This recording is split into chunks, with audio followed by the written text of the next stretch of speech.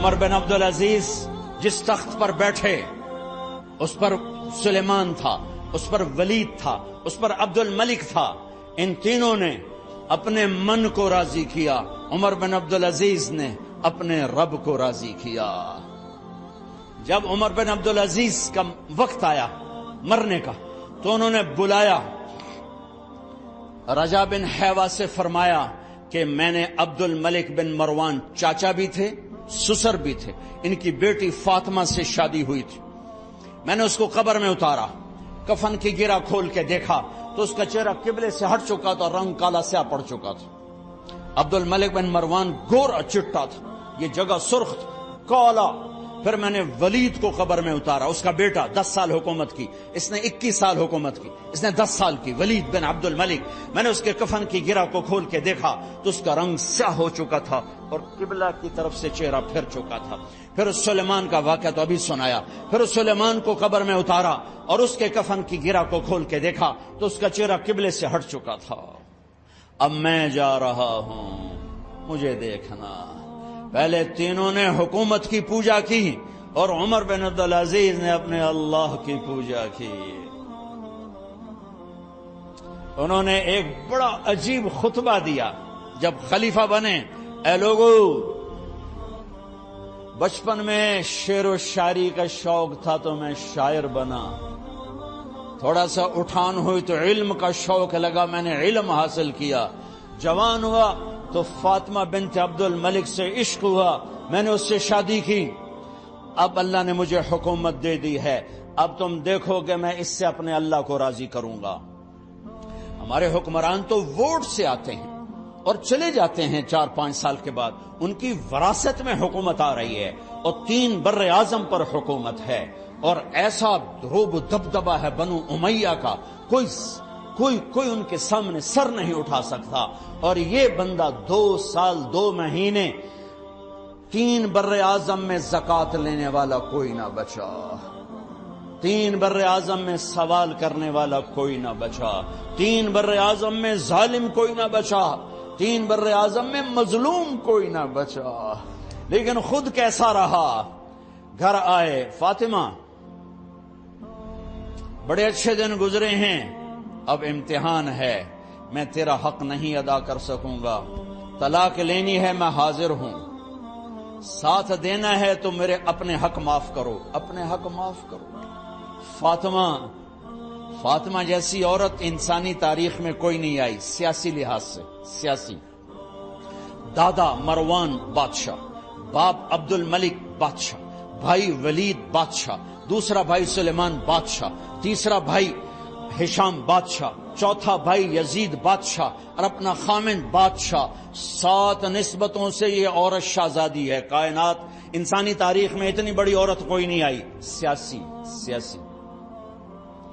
فاطمہ کہنے لگیں، عمر میں نے سکھ کے دن تیرے ساتھ گزارے ہیں، دکھ میں تجھے چھوڑ کے نہیں جاؤں گی، جاؤ میں نے اپنے سارے حق معاف کیے.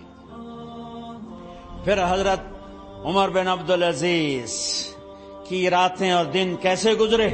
فاطمہ بنت عبد الملک فرماتی ہیں 2 سال 2 مہینے میں وہ میرے بستر پر میرے ساتھ نہیں لیٹے، انہیں غسل کی ضرورت نہیں پیش آئی، مصلے پہ بیٹھتے اور روتے وہیں سو جاتے اور روتے وہیں سے اٹھتے.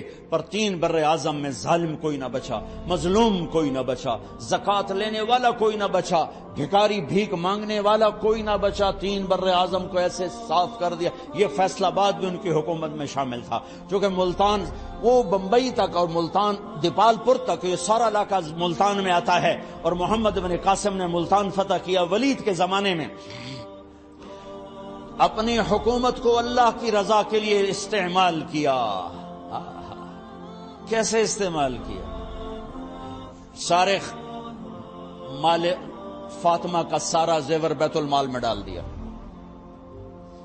تنخواہ پہ آ گئے. عید کا موقع آیا، بچوں نے ماں سے کہا، 12 بچے تھے، بچیاں 12 بچے بچیاں، ہمیں کپڑے لے کر دو، عید آ رہی ہے، ہر آدمی اپنے بچوں کے لیے کپڑے لے رہا ہے. ہمارے بچے بھی کہہ رہے ہیں کپڑے لیں، جاؤ بھائی لو.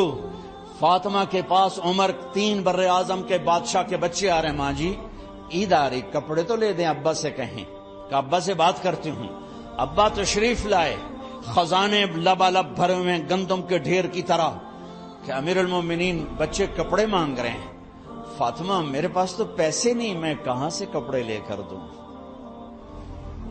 میرے پاس تو پیسے کوئی نہیں.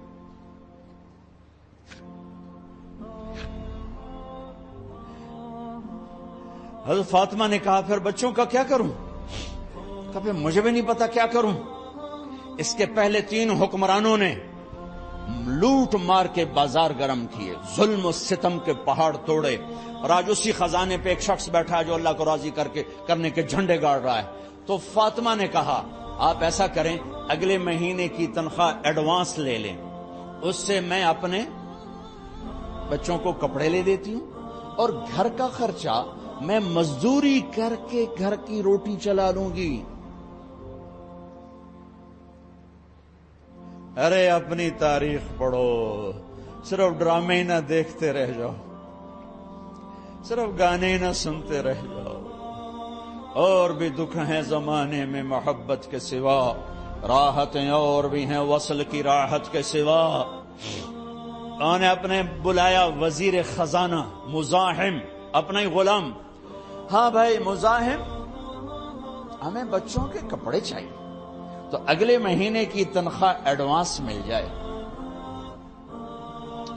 وہ کہنے لگے امیر المومنین آپ مجھے لکھ کر دے دیں کہ آپ 1 مہینہ زندہ رہیں گے، میں آپ کو تنخواہ دے دیتا ہوں.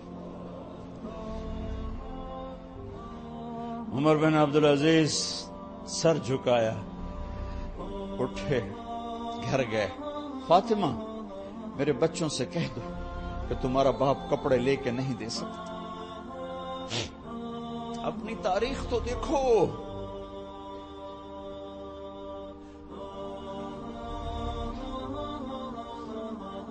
عید کا دن آ گیا،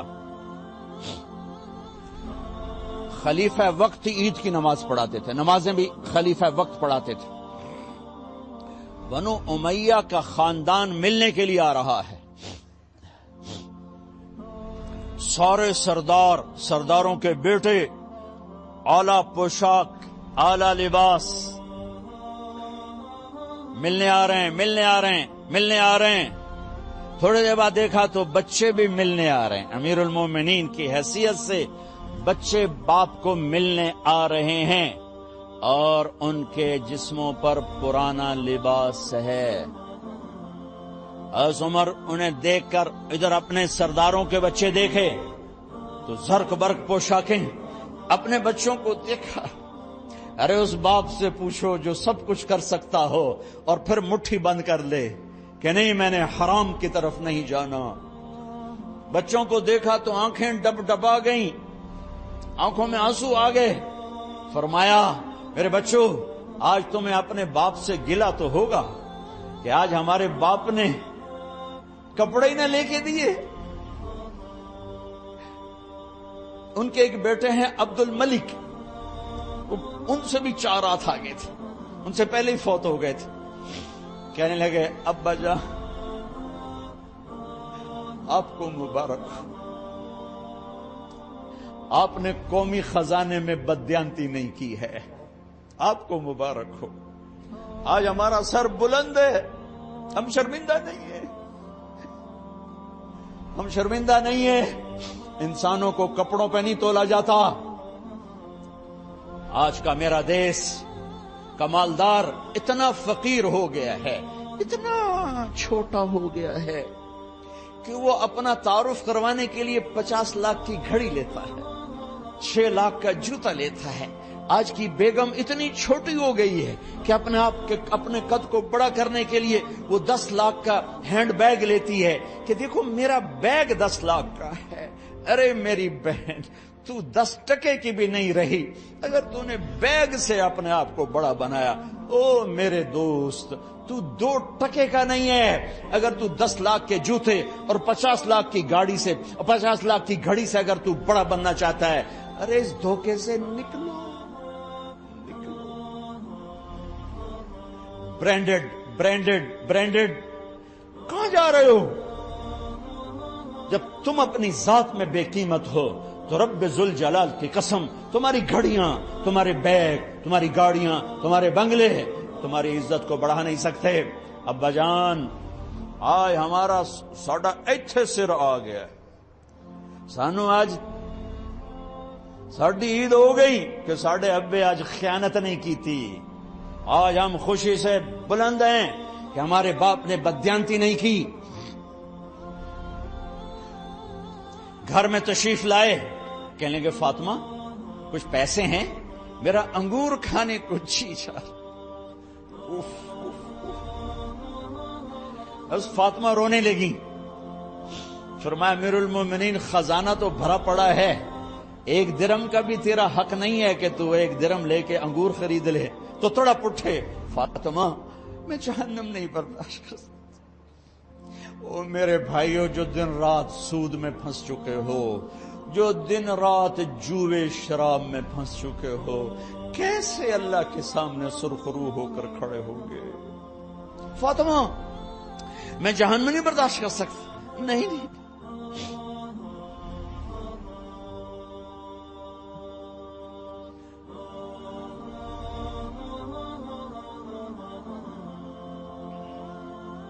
ایک رات گھر میں تشریف لائے، بچیاں بیٹیاں، منہ پہ ہاتھ، کپڑا رکھا، دوپٹہ رکھا منہ پہ، اور بات کریں۔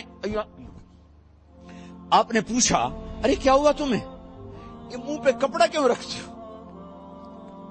تو خاموش ہو گئی، لیکن گھر کی خادمہ رو پڑی۔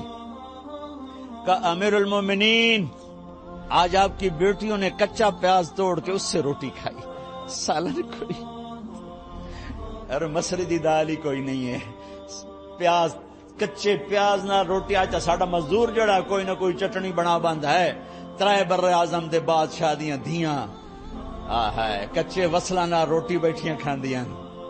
اور میرے آج کا تاجر کہتا ہے جھوٹ نہ بولوں تو کاروبار کیسے، میرا افسر کہتا ہے رشوت نہ لوں تو گزارا کیسے کروں۔ تو عمر بن عبدالعزیز پھس پہ ہچکیوں کے ساتھ روئے کہ میری بچیوں میں تمہیں بڑے اچھے کھانے کھلا سکتا ہوں پر میں جہنم کی آگ برداشت نہیں کر سکتا۔ بھائیو اس بندے نے اپنے آپ کو ذبح کر دی، اللہ کو راضی کرنے کے لیے ذبح کر دی، اپنی ذات کو، اپنے جذبات کو، اپنے احساسات کو۔ جب گورنر ہوتے تھے نا تو حضرت فاطمہ کی ایک باندی تھی، ان سے انہیں عشق ہو گیا، تو اپنی بیگم سے کہتے یہ باندی مجھے گفٹ کر دو، وہ کہتی میں نہیں کرتی۔ جب یہ خلیفہ بنے کئی دفعہ ان سے کہتے مجھے ہدیہ کر دو، مجھے دے دو، وہ کہتی میں نہیں دیتی۔ جب یہ خلیفہ بنے تو ان کی بیگم نے اس باندی کو نہلایا، خوبصورت زیورات سے سجایا، عالی شان میک اپ کیا اور اس کا ہاتھ پکڑ کے لائی، امیر المومنین یہ آپ کی خدمت میں گفٹ ہے۔